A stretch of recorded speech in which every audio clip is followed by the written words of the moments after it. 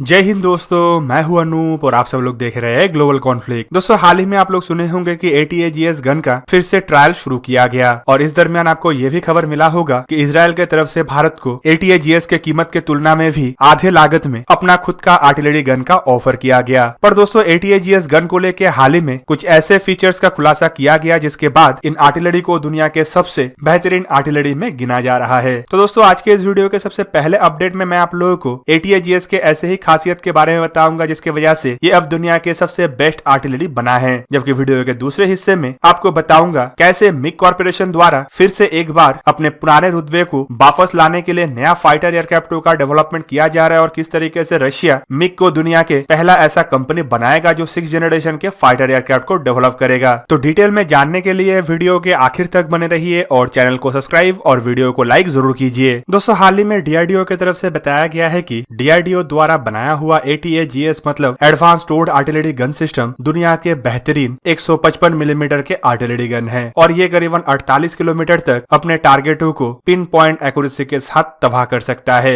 Indian army के जरूरतों को इन आर्टिलरी गनों के द्वारा बाखूबी निभाया जा सकता है और इसीलिए जो 1800 गनों का जरूरत है वो भी इन गनों से निभाया जाना चाहिए और इंडिया को किसी अन्य देश से आर्टिलरी गन खरीदने का जरूरत नहीं है। दोस्तों, फील्ड ट्रायल के समय ANI के साथ इंटरेक्शन के द्वारा ATAGS गन के डायरेक्टर और senior defence research and development organisation के साइंटिस्ट डॉक्टर शैलेंद्र की तरफ से बताया गया है कि ATAGS गन करीबन 2000 राउंड फायर के साथ अपने ट्रायल को कंप्लीट किया है। ये ट्रायल हाई ऑल्टीट्यूड और ठंड एरिया में सिक्किम में किया गया है जो चाइना के बॉर्डर के नजदीक है, जबकि पोखरान में पाकिस्तान से लगे हुए बॉर्डर के नजदीक भी इन गनों का ट्रायल किया गया। और DRDO की तरफ से बनाया हुआ ये गन इंडिया के आर्मी में इस्तेमाल होने वाले WO4 गन के तुलना में कई अधिक क्षमताशाली है, जबकि दुनिया के इस कैटेगरी के किसी भी गन के तुलना में भी ये ज्यादा क्षमताशाली है। इवन उनके तरफ से ये भी इंडिकेशन दिया गया है कि इजराइल द्वारा जो एथोस गन का ऑफर भारत को किया गया है उससे भी अधिक क्षमताशाली है इंडिया का खुद का ATAGS गन। दोस्तों, ये जो ATAGS गन है इसे DRDO की तरफ से डेवलप किया गया है, लेकिन इसका निर्माण 2 कंपनियों द्वारा किया जाएगा जिनमें Bharat forge Tata advance system limited शामिल है। डॉक्टर शैलेंद्र द्वारा अपने बयान में यह भी बताया गया है कि इंडियन आर्मी द्वारा 150 ATAGS गन और 114 धनुष गन का ऑर्डर दिया गया है, जबकि इसके अलावा इंडियन आर्मी की तरफ से और करीबन 1580 टोर्ड आर्टिलरी गन सिस्टम खरीदने का बात कहा जा रहा है। मतलब टोटल इंडिया द्वारा करीबन 1800 गनों का खरीदारी किया जाएगा और उनके मुताबिक इन जरूरतों को ATAGS द्वारा बाखूबी पूरा किया जा सकता है। दोस्तों, इन गनों को क्यों दुनिया के सबसे आधुनिक और बेहतरीन गन कहा जा रहा है उसके ऊपर खुलासा करते हुए उनका कहना था कि इसका रेंज ही इसका सबसे बड़ा ताकत है।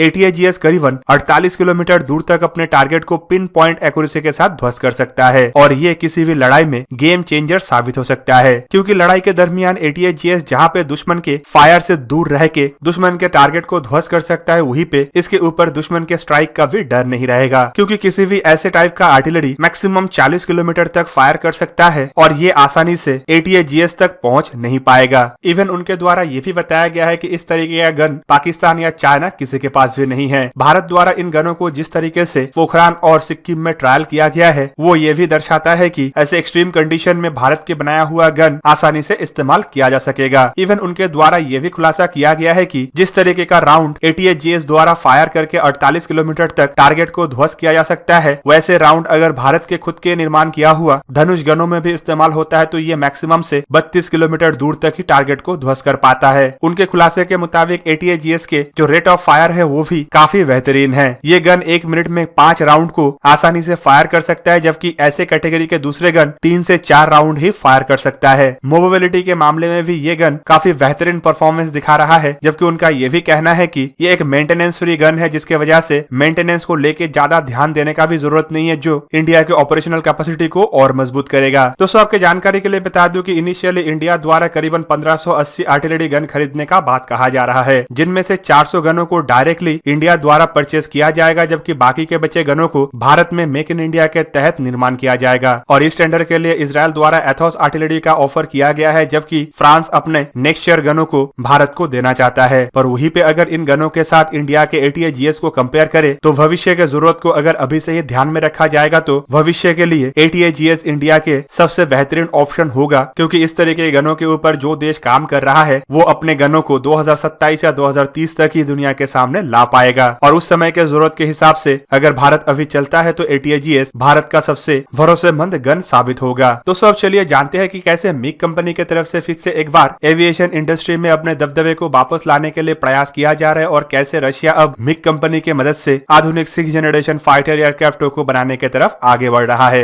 आप सब लोगों को पता ही होगा कि 1960 से लेकर 1990 तक एविएशन इंडस्ट्री में अगर कोई कंपनी सबसे ज्यादा दबदबा रखता था तो वो था मिकोयान कॉर्पोरेशन। मिकोयान कॉर्पोरेशन की तरफ से MiG 15, MiG 19, MiG 21, MiG 23, MiG 27 और मिग 29 जैसे फाइटर एयरक्राफ्टों का डेवलपमेंट करते हुए एक तरीके से एविएशन इंडस्ट्री के ऊपर अपना ही कब्जा रखा गया था। पर दोस्तों मिग 29 के बाद इस कंपनी की तरफ से ऐसे कोई भी फाइटर एयरक्राफ्ट डेवलप करना पॉसिबल नहीं हो पाया जो एक्सपोर्ट मार्केट में अपने दबदबे को फिर से वापस ला पाए। वहीं पे दूसरे तरफ इस दरमियान रशिया के सुखोई कॉर्पोरेशन द्वारा कुछ ऐसे फाइटर एयरक्राफ्टों का डेवलपमेंट किया गया जो एक्सपोर्ट मार्केट में मिग को पछाड़ते गया, जिनमें सुखोई 27 से शुरू करके सुखोई 30 और सुखोई 35 और उसके बाद अभी 5th जनरेशन के सुखोई Su-57। पर दोस्तों अब रशिया द्वारा मिकोयान कॉर्पोरेशन को फिर से एक बार पहले के जैसे ही दबदबे वाले कंपनी बनाने के लिए 6th जनरेशन के फाइटर एयरक्राफ्ट डेवलपमेंट करने का जिम्मेदारी मिग कॉर्पोरेशन को ही सौंपा गया। आपकी जानकारी के लिए बता दूं कि हाल ही में रशिया की तरफ से अनाउंस किया गया कि मिग और सुखोई कॉर्पोरेशन अब जॉइंटली नेक्स्ट जनरेशन के फाइटर एयरक्राफ्ट का निर्माण करेगा। और दोस्तों ऐसे ही एक एयरक्राफ्ट के कॉन्सेप्ट को लेकर हाल ही में कुछ खुलासा भी किया गया है, जहां पे रशिया की तरफ से फिलहाल कहा तो जा रहा है कि ये एक single engine light weight 5th generation के मैन्ड और अनमैन्ड फाइटर एयरक्राफ्ट का वर्जन होगा। लेकिन एक्सपर्टों का मानना है कि ये संभावित मिकोयान कॉर्पोरेशन का वही डिजाइन होगा जिसे लेके कुछ साल पहले मिकोयान कॉर्पोरेशन द्वारा खुलासा किया गया था।